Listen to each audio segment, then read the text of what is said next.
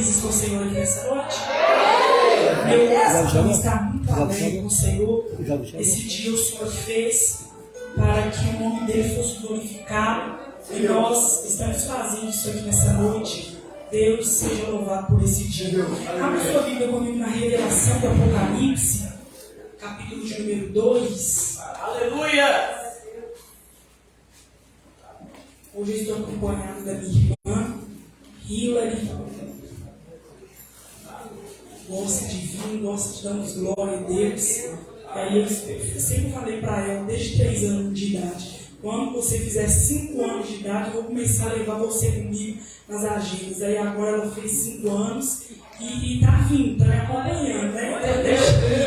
Glória a Jesus. Revelação do Apocalipse, capítulo de número 2.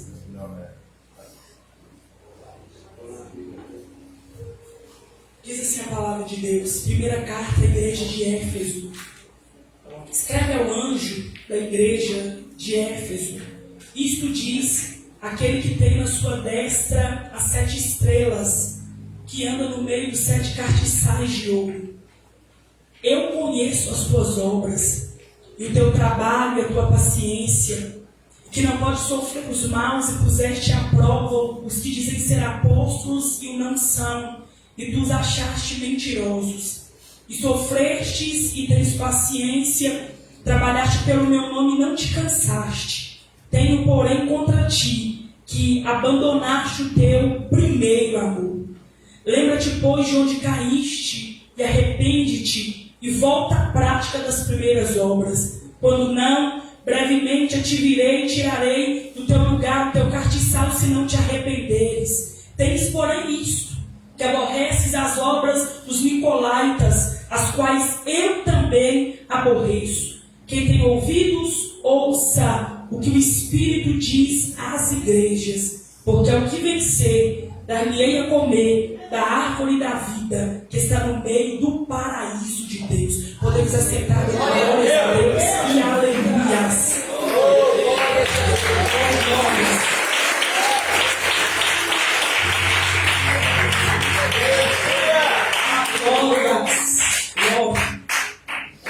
Meus irmãos, eu não posso deixar de ressaltar qual é o objetivo maior da revelação do Apocalipse ao ser deixada para a igreja.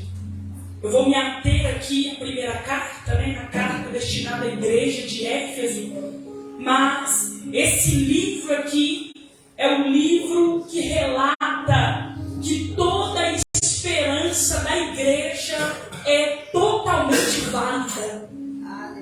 A revelação do Apocalipse, como o próprio título vem nos apresentar, tem como intenção, como objetivo, revelar à igreja as coisas que brevemente deverão acontecer. No grego, esse título aqui significa tirar o véu, desvelar, revelar, desnudar. O Senhor tem como objetivo passar para a igreja é que neste livro está revelada a vitória da igreja, o triunfo da igreja e a derrota do nosso adversário.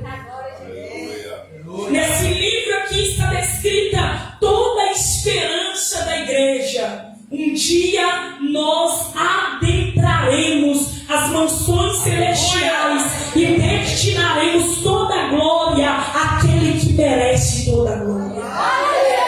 Oh, glória a Jesus! Quando nós olhamos para mais de 8.000 promessas que permeiam todo o rol da Bíblia Sagrada, nós vamos perceber que há 3 promessas que são destinadas para a igreja.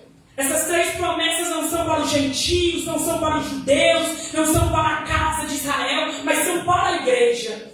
A primeira delas está no Evangelho de Mateus, no capítulo 16, no versículo 18, e nos diz: mas eu te digo que tu és Pedro, mas sobre esta pedra eu edificarei a minha igreja, e as portas do inferno não prevalecerão contra a igreja do Senhor. A segunda está em Atos dos Apóstolos, no capítulo 1, no versículo 8, e nos diz: mas recebereis poder, e sereis testemunhas testemunhas.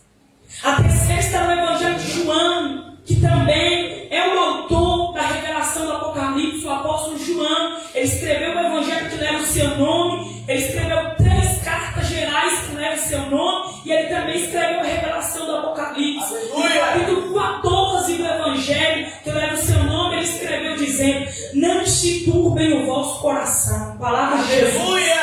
Credes em Deus, credes também em mim. Na casa de meu pai há muitas moradas.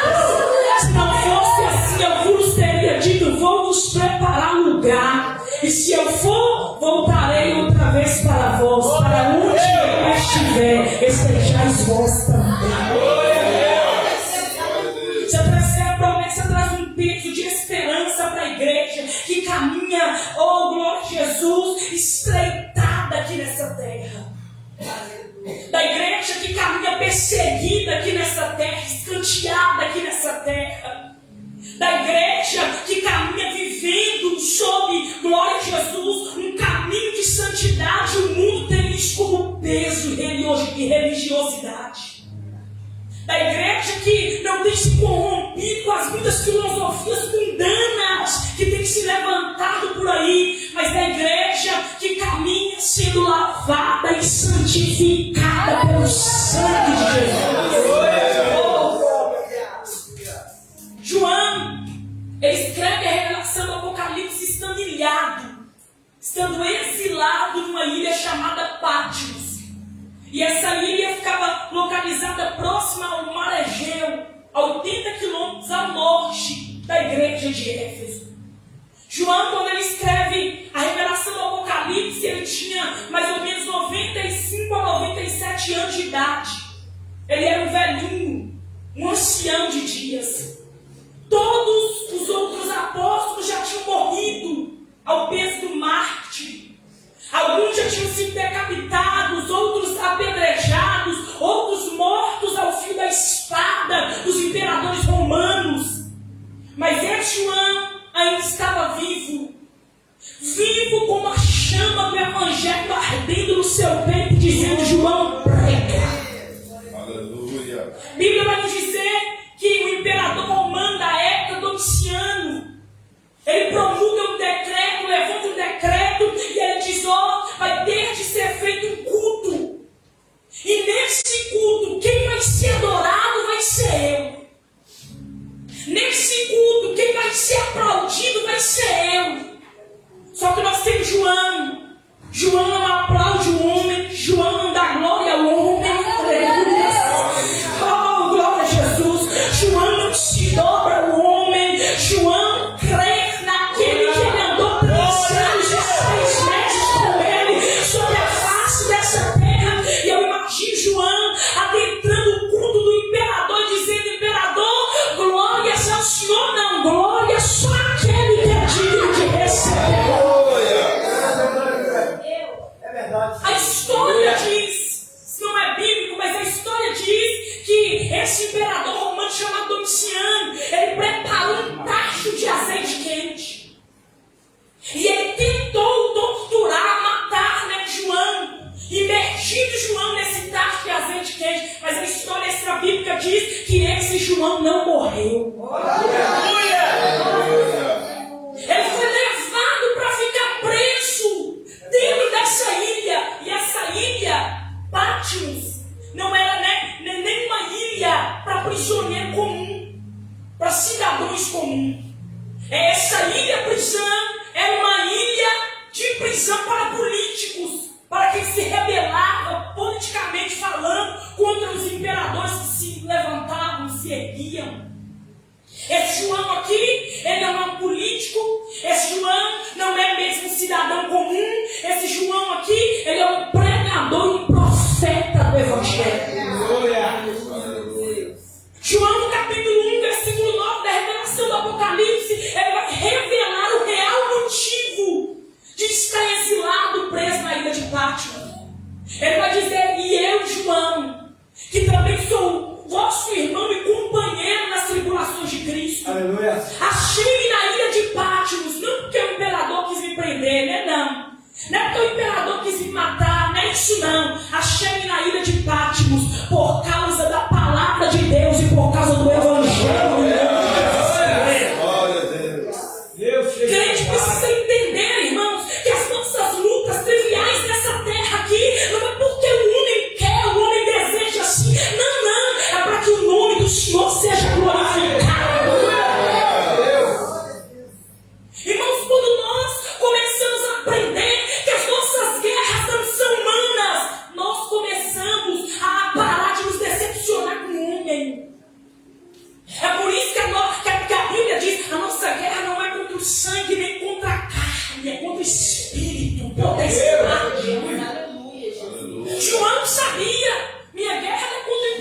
Domiciano, não. Não é Domiciano que está me prendendo aqui, não é a voz de Domiciano que está me pondo aqui, não. Eu estou aqui porque eu ainda sirvo um Deus, eu ainda creio no Evangelho que salva. Os muitos motivos da sua luta não é uma guerra humana, não. Não é partidarismo humano, não. Não há rebeliões que se levantam, personalidades, vícios, um com os outros, não é isso não. Você tem glorificado o nome de Jesus e é por isso que o inferno está lutando. Mas é uma palavra de Deus para a sua alma aqui. Você sairá dessa guerra com a vitória na sua mão. Obrigado, Jesus, aleluia. A Bíblia vai dizer, e João narra, quando eu estava preso na ilha de Pátimos, dentro daquela prisão, eu fui arrebatado no dia do Senhor. Glória a Deus. Me prenderam para que eu não tivesse acesso na terra para falar do nome dele, mas ele me levou para a morada dele. Fui arrebatado no dia do Senhor e eu ouvi uma voz, e eu atentei para essa voz de muitas águas, atentei para a visão e virando-me, eu vi semelhante ao filho do homem no meio de 7 castiçais de ouro. Aleluia. Eu atentei para esse ser e eu vi que ele estava trajado com um vestido comprido e branco até os pés. É forte. Falando em pés, os seus pés eram como um latão reluzente, como se tivesse sido refinado em uma fornalha. Seus olhos eram como chama de fogo, seus cabelos brancos como a neve. A sua voz era voz como voz de muitas águas, da sua boca saía uma espada aguda ou de 2 gumes. Ele tinha um cinturão apegado de ouro na sua cintura e na sua coxa estava escrito Rei dos Reis.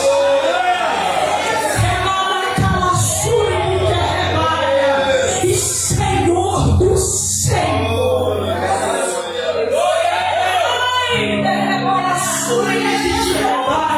Esse Jesus que está no meio da igreja aqui nessa noite, ele não está pendurado no madeiro, ele não está entristecido com as afrontas daqueles que cuspiram em seu rosto. Ele agora está à direita de Deus Pai, o seu nome é maravilhoso, conselheiro, Deus forte, Pai da eternidade, príncipe da paz. Ele é Senhor sobre os senhores da terra, o seu governo é inalterado.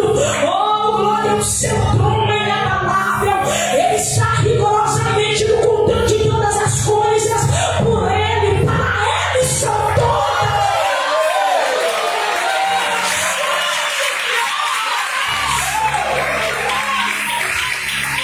Se eu fosse você moral, porque esse Jesus que você veio glorificar aqui, esse Jesus que você veio adorar aqui nessa noite, aleluia. Capítulo 1, versículo 17. Eu quando vi, irmãos, eu estou sentindo a graça de Deus.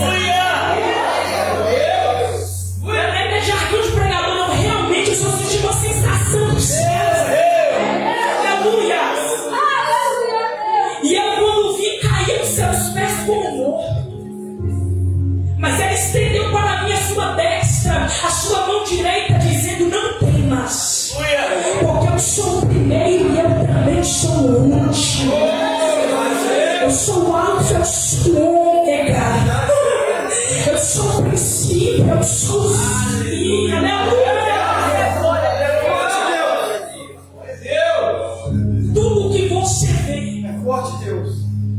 escreve e envia 7 igrejas da raça. O Senhor não vai entregar uma palavra para o imperador.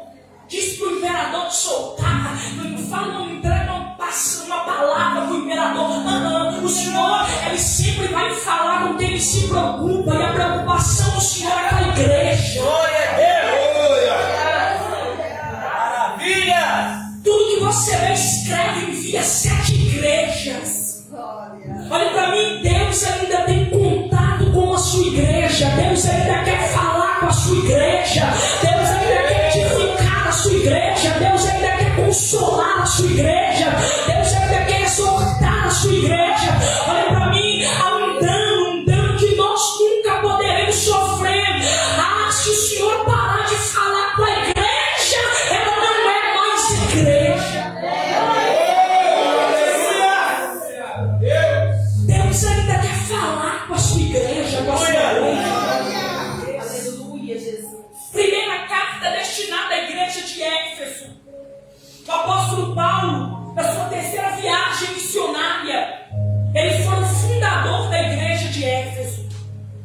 Na sua terceira viagem missionária, o apóstolo Paulo ele pregou em uma praça. E quando o apóstolo Paulo pregou em uma praça na cidade de Éfeso, a Bíblia vai dizer que os feiticeiros, glória a Jesus, e a história da Bíblia também vai confirmar isso, que os feiticeiros e todos jogaram seus livros de magias ocultas e confessaram a Jesus. Pense você que dentro dessa cidade havia um templo dedicado a uma deusa, uma divindade deles, deusa Diana.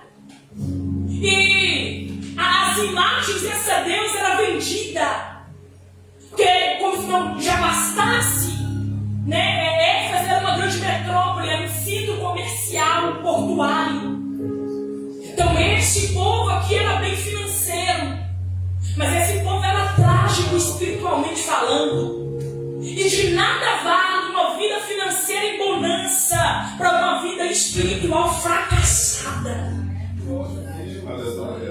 De nada vale uma vida sentimental abençoada para uma vida espiritual fracassada. Que o cristão deve almejar a sua caminhada é ter uma vida espiritual bem-sucedida. O apóstolo Paulo se torna pastor dessa igreja durante algum tempo. E João, o apóstolo João, ele vira pastor dessa igreja durante 3 anos. Pense você que depois que o apóstolo Paulo ele sai do pastoreio dessa igreja, ele escreve uma carta para essa igreja. A carta destinada aos Efésios, onde ele também fala a respeito da armadura. Quem conhece esse texto? Efésios 6, da armadura de Deus. O apóstolo Paulo, quando ele escreve essa carta para a igreja que estava em Éfeso, ele estava em prisão domiciliar. A carta destinada à igreja de Éfeso é uma carta de prisão. O apóstolo Paulo preso, ele faz essa carta. E quando nós lemos a carta destinada à igreja de Éfeso, a gente vai perceber que o apóstolo Paulo elogia essa igreja, porque essa igreja é uma igreja muito amorosa. O apóstolo Paulo dá conselhos para essa igreja e fala para essa igreja guardar o que ela tinha de mais valioso dentro dela: o amor, a amabilidade. Aleluia. Só que em 97, aqui depois de Cristo, da adaptação da revelação do Apocalipse, Jesus vai destinar uma carta para essa igreja. E o Senhor ele começa a escrever e a dizer: eu conheço as suas obras. Sei quem vocês são. Sei que vocês, mesmo tendo pouca força, guardaste a minha palavra e não negaste o meu nome. Aleluia. Conheço a paciência de vocês. Conheço e sei que vocês são tão bons, mas tão bons de Bíblia, que vocês colocam os falsos apóstolos mentirosos, vocês colocam eles à prova. Sei que no meio de vocês tem bons pregadores, sei que vocês são bons evangelistas. A igreja, irmão, eu sempre li as 7 cartas destinadas às igrejas da Ásia Menor. E comparando, fazendo a comparação das cartas que o Senhor destinou para Éfeso, Esmirna, Pérgamo, Filadélfia, Laodiceia, Tiatira, eu sempre tive um olhar mais carinhoso para esta igreja aqui. Porque parece, lendo os outros textos, que essa igreja aqui, a igreja mais perfeita em relação às outras. Aleluia. Para alguns, o Senhor vai dizer: vocês toleram Jezabel, permitem Jezabel ensinar.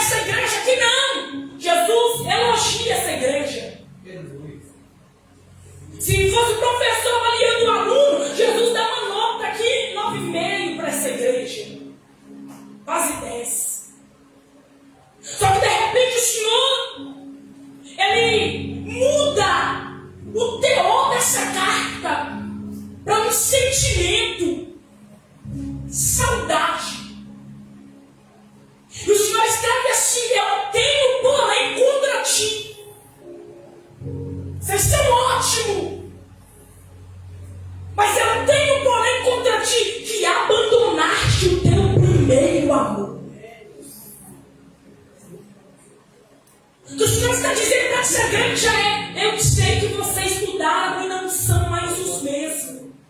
Oh, glória a Jesus. Meu Deus, aleluia. Vocês não têm mais aquele mesmo amor do início. O coração de vocês já não bate mais como batia antes. Aleluia. Rebaracala subdique rebacana rebaraçuriá. O Senhor está dizendo para ser grande: eu sei que vocês já não são mais o que eram. Tenho, porém, contra ti que abandonaste o teu primeiro amor. Aleluia. E olha para mim aqui, porque é uma palavra de Deus para a sua alma, que nessa noite volte ao primeiro amor. Aleluia. Meu Deus. Deixa aquela chama que ardia no seu peito fazer de Jesus ser sua prioridade voltar a arder. Aleluia. Deixa aquele impulso de buscar a Deus, como você buscava no início da sua caminhada, voltar a arder na sua alma e no seu peito. Deus. Fala, Deus. Pior miséria que alguém pode ouvir durante a sua caminhada humana ou espiritual é alguém olhar para você e dizer: você caiu de nível, fulano. Você lembra que você falava contra isso e hoje você apoia isso? Meu Deus. Você lembra que você falava sobre orar e você orava e hoje, olha como você está. Pior miséria que tem, irmãos, é alguém sentar com a gente na mesa e dizer: fulano, você lembra como que Deus te usava em profecia, como que Deus falava contigo? Ô fulano, o que é que Deus te usa mais quando te usava? Sempre direito em nome de Jesus. Essas crianças são uma bênção, irmãos. Você lembra como é que Deus te despertava nas madrugadas? Cada revelação celestial que o Senhor te dava, fulano, o que aconteceu com você? Será que foi Deus que mudou ou fomos nós que mudamos, irmãos?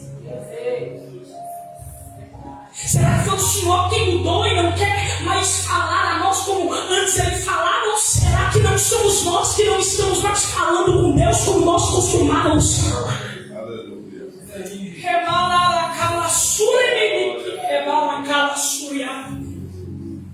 Eu sei que a gente cresce, irmãos, que a gente vai amadurecendo no âmbito espiritual. A região de hoje, 25 anos de idade, não é mais a região de 8 anos e de 15 anos de idade. A gente vai tomando maturidade espiritual, aprendendo que nem tudo é efusão, que nem tudo é aquele entusiasmo, que nem tudo é emoção. A gente vai aprendendo a ver Deus falar suave, ver Deus falar no fogo, ver Deus falar na sarça, ver Deus falar na brisa e no vento.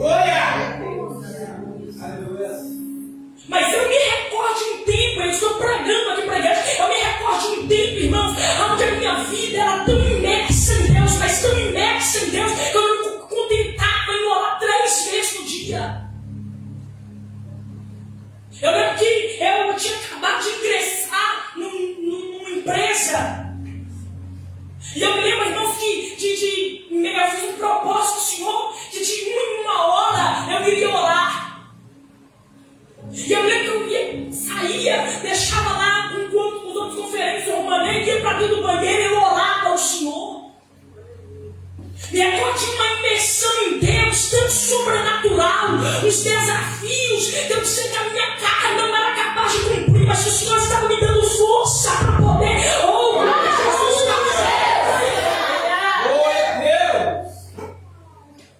Eu te pergunto, a gente iniciou o ano, 3 meses no início desse ano novo de 2023. Como é que você está diante de Deus? És tu ainda o mesmo? Será que você está galgando novos níveis, está subindo? Ou será que você caiu? Meu Deus. Olha o que o Senhor está dizendo para a igreja de Éfeso. Tem, porém, quando eu te abandonaste o teu primeiro amor, lembra-te, pois, de onde caíste. O que o Senhor está dizendo para eles é: vocês estão dura.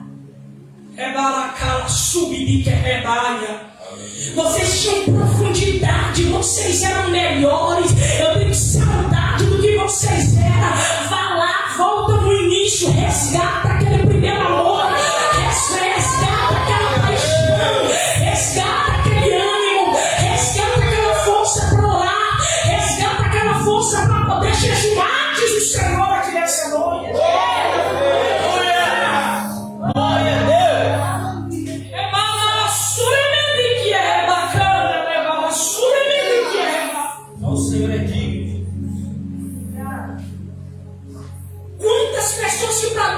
Referenciais, irmãos, mas abandonaram o primeiro amor,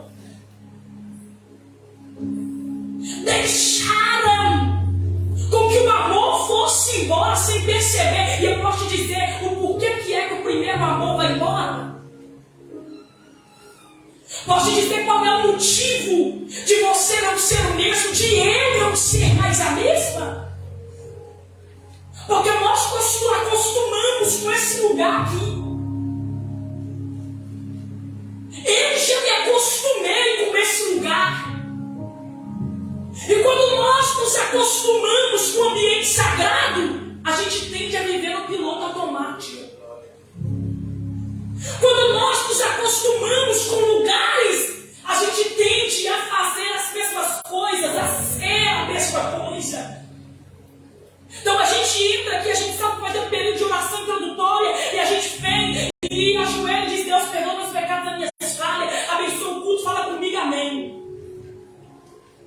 A gente sabe que depois vai vir a hora dos louvores, e é só a gente levantar a mão direita e dizer glória a Deus, aleluia, glória, glórias. Depois vai vir a pregação, e a gente sabe que talvez a gente pode testificar adorando a Deus, dizendo glória a Deus, obrigado Senhor, e a paz do Senhor Jesus, e a paz do Senhor, e vai cada um para a sua casa. A gente se acostumou a estar nesse ambiente, só que olhe para mim, assim te diz o Senhor: não se acostume à minha presença, porque eu tenho novidade para você. Glória a Deus! Aleluia!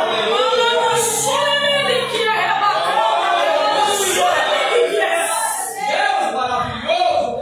Essa arrepio que você costumava sentir aqui no emocionalismo da pequenininho me ensinando, era o poder de Deus sobre a sua vida.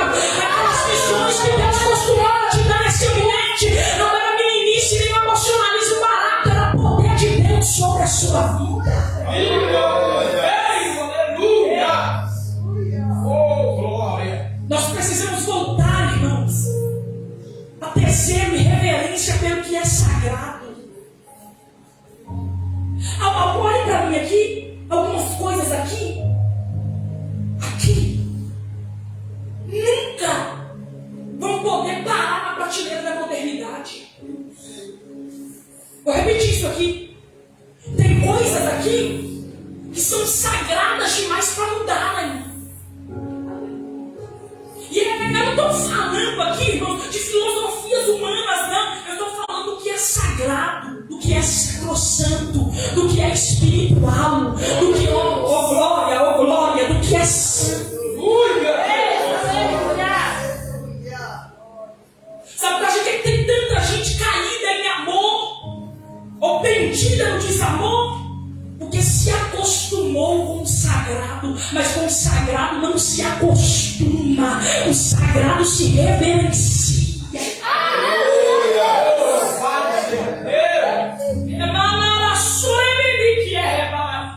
Se você tratar o sagrado como normal, você vai ficar murcho, parado, frio, morno. Mas se você olhar para o sagrado e dizer: eu ainda tenho zelo e reverência para ouvir tua voz, eu ainda creio que santificação convém à tua casa, santidade convém à tua casa, eu ainda creio que renovo e poder são coisas de gente que estão a fim de se aprofundarem espiritualmente. E assim te diz o Senhor: eu te quero na essência que você tinha.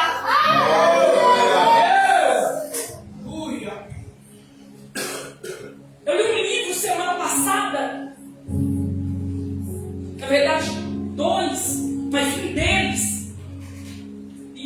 verdade, os dois têm teor muito bonito. Porque tarda o pleno avivamento. Quem já leu? Ninguém? Porque tarda o pleno avivamento. Depois vocês procurem. E os heróis da fé. Eu estava vendo a biografia. E não me pergunte o nome do autor, irmão, que é inglês, né? Só fala português e umas línguas estranhas assim, que é crente, sabe? E lá tinha uma biografia de um homem chamado Jerônimo. E pastor, o autor desse livro diz assim, que esse homem olhou para uma cidade da Inglaterra e disse: Deus, eu quero ganhar essa cidade para o Senhor. E eu não vou sair desse quarto enquanto eu não ganhar essa cidade para o poder do Senhor. Meu Deus, aleluia. A história diz que ele entrou para dentro do quarto, trancou a porta do lado de dentro, e ele orava, não de joelhos, ele deitou no chão, cara no chão. A esposa dele viu que um dia se passava, 2 dias se passava, 3 dias se passava, 4 dias se passava, aquele homem não saía do quarto, chamou o serradeiro, mandou abrir a porta, serrar o cadeado para abrir a porta. Quando chegaram, encontraram ele, meio morto, caído dentro do quarto. Quando viraram ele, disse que o rosto dele brilhava como a luz. Ele foi para o culto, se recuperou de força, foi para o culto, pregou. E quando ele pregou, fez uma pregação. Diz que no quarteirão da rua, a voz dele ecoava de uma maneira sem som bom. E as pessoas, glória a Jesus, tinha uma boate na rua. Os meninos começaram a sair de dentro da boate e vir para perto do altar, dobrar o joelho e orar. Sabe o que a gente quer? Ainda tem gente que não se contenta com o que é comum. Ainda tem gente que não se contenta em colocar os pés em águas rasas. Assim te diz o Senhor: quer estar na minha presença, tem um coração apaixonado e mergulha em mim. Olha para mim aqui. Deus é experiência, irmão. Vida com Deus é experiência. Mas, Regiane, Deus, eu não vejo Deus. O menino lá do meu serviço, inteligentíssimo, irmão. Isso é um menino inteligente. E ele é ateu, agnóstico, já teve noivo religião. E ele me disse: Regiane, a Bíblia, você acredita que secreta foi escrita por homens?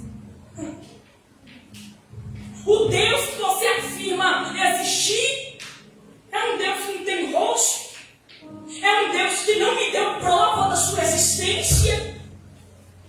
Ciência não afirma que ele existe. Eu fiquei: meu Deus do céu, é agora que eu vou falar para esse menino aqui.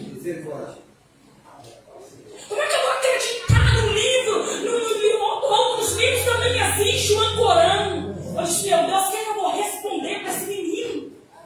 E o Espírito de Deus falou no meu coração: Regiane, diga para ele que eu sou vivência e experiência.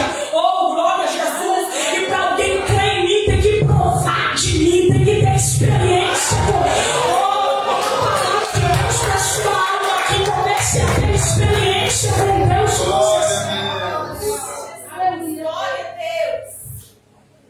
Irmãos, hoje não se fala mais sobre isso, eu não sei qual é o motivo. Mas os homens do passado faziam provas com Deus. Não era testar Deus, não, prova com Deus. Moisés um dia subiu no monte e ele estava tão cheio de Deus que ele ficou 40 dias ali. 40 dias em cima do monte. A Bíblia vai dizer que o Senhor, na tamanha prova ali de fé, não entregou para ele, foi uma experiênciazinha, não. O Senhor entregou para ele uma experiência sobrenatural. Sabe de quê? Foi Moisés que escreveu Gênesis, Êxodo, Levítico, Número e Deuteronômio. Deus mostrou para ele a criação. Deus revelou para ele o os mistérios da... Pense você em Deus arrebatar o espírito do homem e dizer, ó, você vai escrever os 5 primeiros livros da Bíblia, vou te falar acerca da criação, vou te mostrar a respeito do que, oh, glória a Jesus, que o Espírito de Deus pairava sobre as águas, eu vou te revelar aqui os mistérios do início. Vou te mostrar como é que o homem foi criado, irmão. Quem não ousa experimentar mais de Deus viverá uma vida medíocre espiritualmente.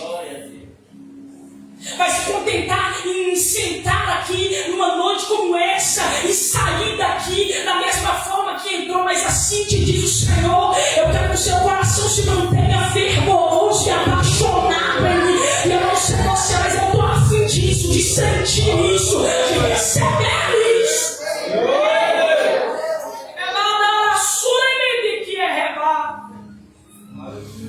Lembra-te, pois, de onde caíste, arrependa-te e volta à prática das primeiras obras.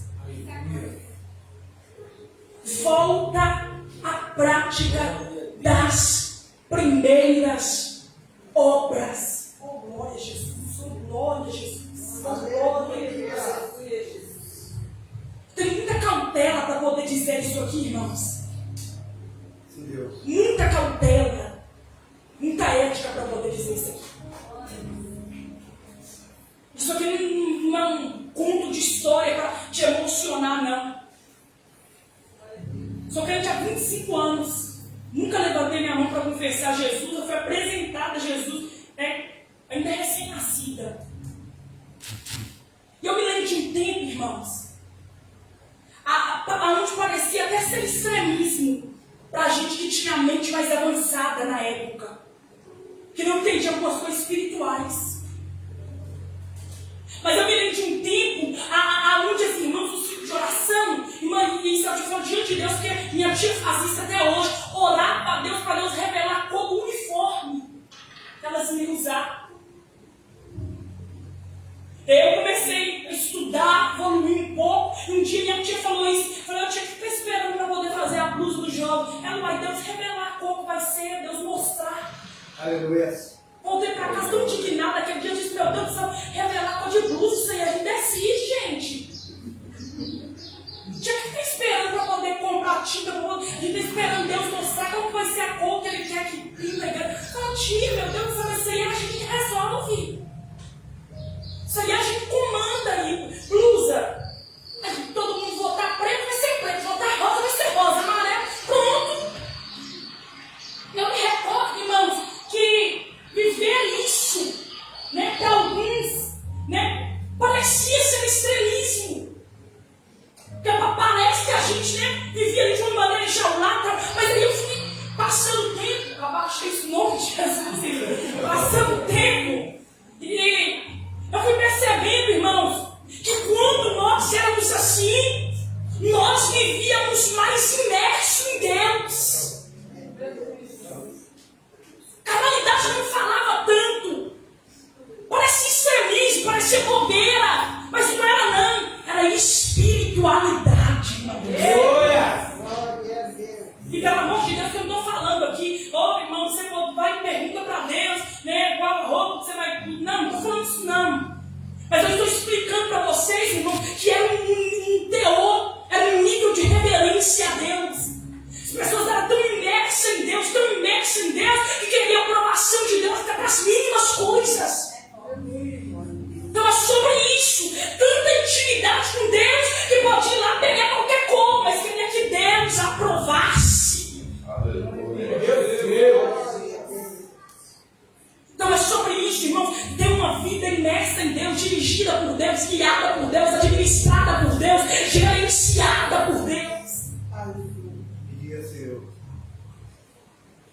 Proverbista Salomão, ele escreveu, irmãos, um versículo, e esse versículo diz assim: não removais os limites antigos impostos por vosso pai, por vossos pais. O que isso significa? Se aprender uma coisa, fica naquilo. Se te ensinar se foi assim que você, glória a Jesus, conquistou uma experiência com Deus inicialmente. Fica nisso. Se você percebe que você não é mais o mesmo, que você perdeu a característica do que você era, irmãos, é porque você está indo pelo lugar errado.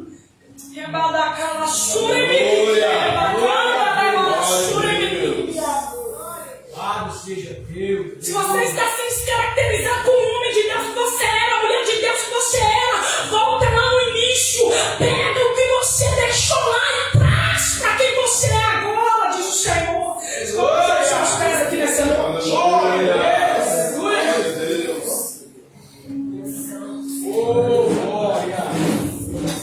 Glórias ao nome de Jesus.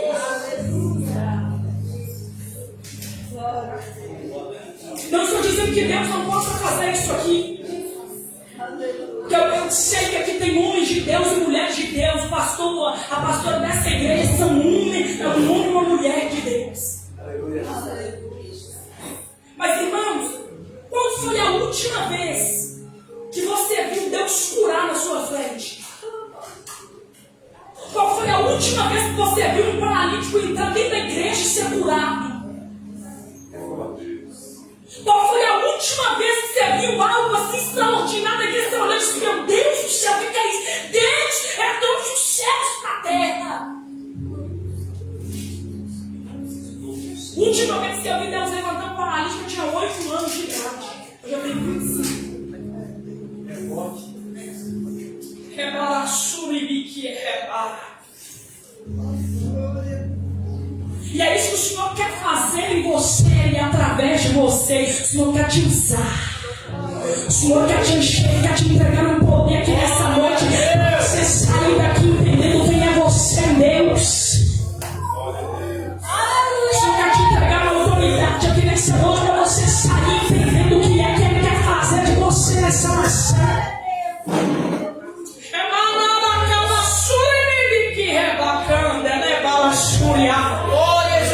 O Senhor está a fim de te entregar um renovo aqui nessa noite para você voltar a entender. Que Ele ainda é um Deus que quer te tomar, quer te usar, quer te encher. Ou Ele ainda quer um Deus que é um Deus que quer que você seja íntimo dele, seja íntimo dele aqui nessa noite. Volta a ser íntimo de Deus aqui nessa noite. Volta a ser íntima de Deus aqui. Feche os seus olhos aqui nessa noite. Começa a pedir a Deus, Deus, me dá uma intimidade com o Senhor.